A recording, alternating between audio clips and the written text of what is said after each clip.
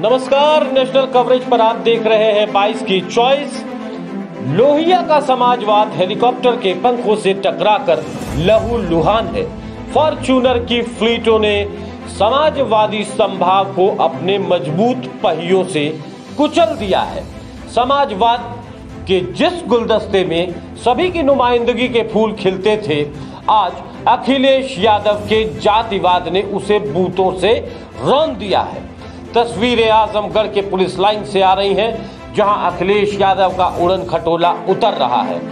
आजमगढ़ में लापता सांसद के नाम से मशहूर अखिलेश यहां कुछ चुनिंदा बच्चों को लैपटॉप बांटने पहुंचे हैं और उनके इस्तेकबाल में जातिवाद का नंगा नाच खुलकर नुमायां हो रहा है।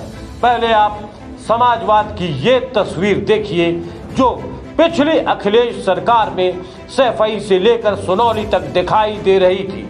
समाजवाद का झंडा यूपी में फिर से लहराएंगे। समाजवाद का झंडा यूपी में फिर से लहराएंगे। अब जिंदाबाद गरीब अखिलेश जी आएंगे। अब जिंदाबाद गरीब।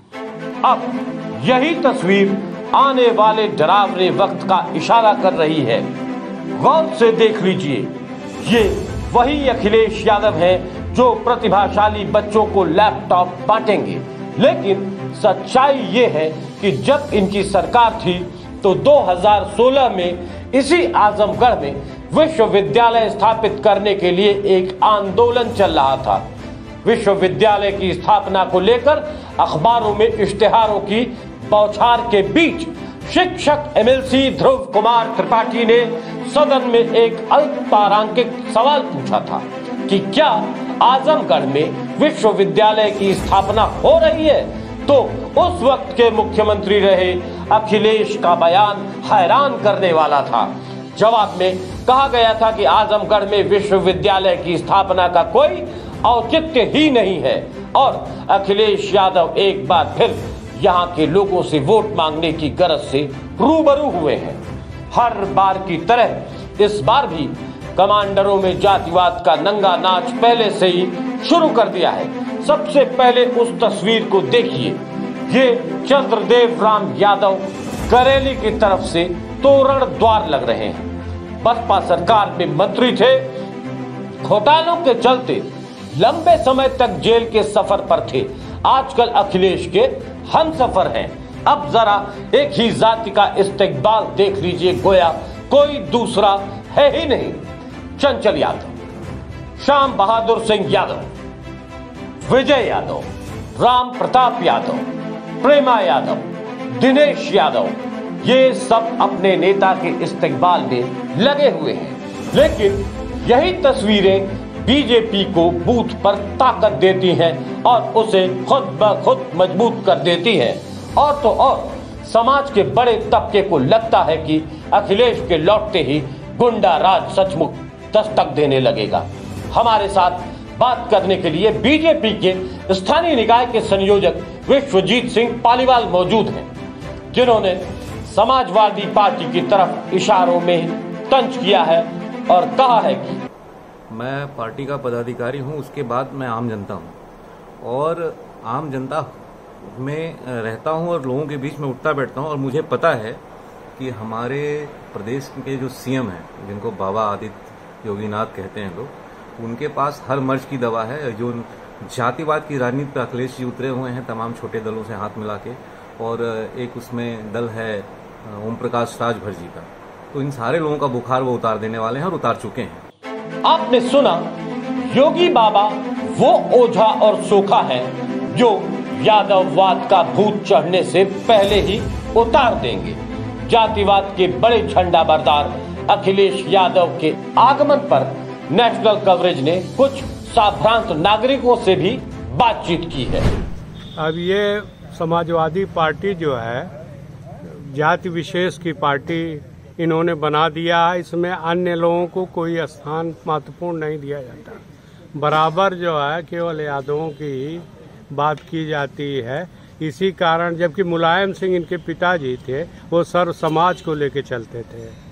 और इन्होंने जो पिछले चुनाव में वही मतलब पराकाष्ठा कर दिया जाति का, जिसके कारण अन्य जातियां जो थी पिछड़ी वो सब इनसे भागी। मैं देखिए समाजवादी पार्टी के बारे में पहले बताना ये चाहता हूँ कि जब नेताजी का रिजिम था, माननीय मुलायम सिंह यादव जी की रिजिम थी, वह समाजवादी पार्टी, और उसी में माननीय शिवपाल यादव जी जब रहा करते थे वह समाजवादी पार्टी, और आज अखिलेश की समाजवादी पार्टी में जमीन आसमान का अंतर है। और इसमें जो नॉन पॉलिटिकल लोग हैं, अखिलेश यादव उन लोगों से ज़्यादातर घिरे हुए हैं। और इसलिए आपसे मैं बता देना चाहता हूं कि वह जो आप बात कह रहे हैं वह बिल्कुल सत्य है, उसमें कोई दो राय नहीं है। नहीं, क्या आप ये जो जातिवाद का नंगा नाच समाजवादी पार्टी खेलती है, इसका आप समर्थन करते हैं? आप भी एक यादव हैं, आप क्या इस पर कहना चाहेंगे? नहीं, मैं इसका बिल्कुल समर्थन नहीं करता हूं और ये गलत है। आज ये चुनाव के दौर में आ रहे हैं यहाँ, और जातिवाद का जहर जो इन्होंने घोल दिया है, यह इससे इनको कोई इससे उसका लाभ मिलने वाला नहीं है। हाँ, रहा मुलायम सिंह के अगर थोड़ा भी पग चिन्हों का इन्होंने अनुसरण किया होता तो लोग इनको भी वो करते, लेकिन ये केवल जातिवाद पर ही डिपेंड हो गए। केवल यादव वोट इनको लगता है मिलेगा, बाकी किसी का नहीं मिलेगा। और मुलायम सिंह जी थे तो वो तमाम हर जातियों को लेकर चलते थे, जैसे जनेश्वर मिश्रा जी रहे, अमर सिंह रहे, और भी तमाम लोगों को लेकर के उन्होंने जो राजनीति किया, उससे उनको बहुत बड़ी सफलता मिली। और आज उन्हीं के सपा के जो मुखिया हैं माननीय मुलायम सिंह यादव के नाम पर ही ये जय दिन चलने, जय कदम चलने, नहीं तो जो इन्होंने जातपात का जो जहर बोया है वह इनके लिए बहुत ही हानिकारक। मैं माननीय मुलायम सिंह जी का बहुत बड़ा फैन हुआ करता था। मुझे लगता है कि इंटर क्लास जब मैं पढ़ रहा था उस समय जो है कि सिवली में आए हुए थे और मेरी नई शर्ट फट गई थी उनके भीड़ भाड़ के चक्कर में जो है। लेकिन जैसे जैसे परिपक्वता आती गई वैसे वैसे विचार जो है कि बदलते चले गए। और जैसे ही अरविंद केजरीवाल जी के विचारों से अभिभूत हुआ मैं जो है करके उनके करप्शन के खिलाफ 49 दिन की जो सरकार चली थी उससे इतना ज्यादा मैं प्रभावित हुआ कि मैं आम आदमी पार्टी को उसी समय त्वरित ज्वाइन किया। और ज्वाइन करने के बाद अच्छा, आपको ये डर नहीं लगता कभी कभी रामरूप जी की अगर आपको ये यादव लोग अगर अपने जाति से निष्कासित कर दें, कुजात घोषित कर दें, तब आपको कैसा लगेगा?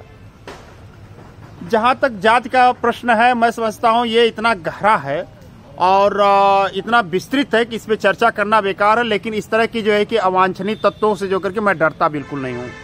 तो अखिलेश यादव के जातिवाद को और ये महान दल और राजभर और निषाद और ये सबको कैसे देखते हैं आप?